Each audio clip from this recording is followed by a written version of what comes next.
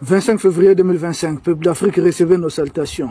Où sont passés les 14 millions de dollars de l'USAID qui disparaissent comme ça dans la nature? C'est la grande question que nous nous posons ici. Et beaucoup d'autres sont en train de nous poser la même question. Nous aussi, nous sommes en train de nous demander.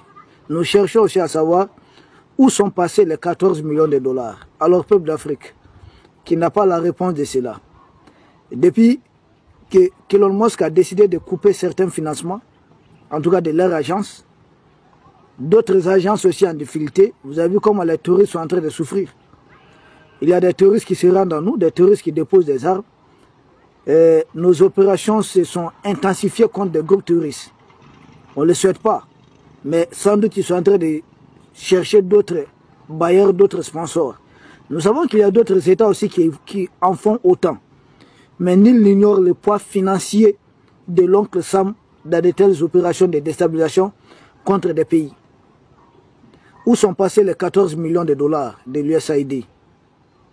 Parce que le Mali dit avoir, il y a 2 ans de cela, mis fin, il y a un plan quinquennal et d'aide américaine à travers l'USAID, que le Mali a suspendu cela pour des raisons de souveraineté.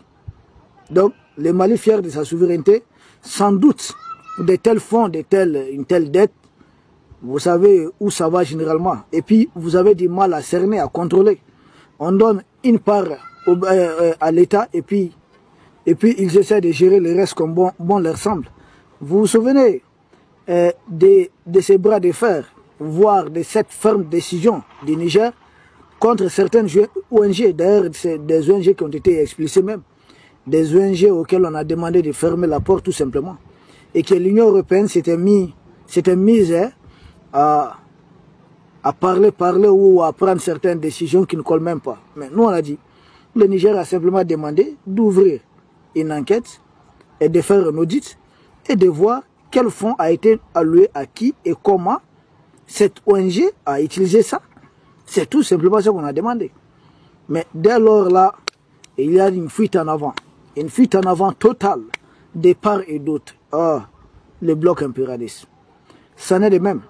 Le Mali a refusé. C'est pourquoi quand je vois un de nos frères qu'on dit être un panafricaniste, je ne comprends pas.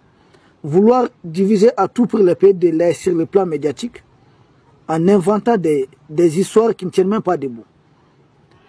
Il y a plus de 2 ans que le Mali a dit non à ces financements. Et le financement, c'est plus de 400 milliards de francs CFA. Ce n'est pas donné à tout pays africain de le faire. Il ne s'agit pas de dire, il s'agit de le faire, de le prouver. Qui continue à charger le Mali, FMI comme ça.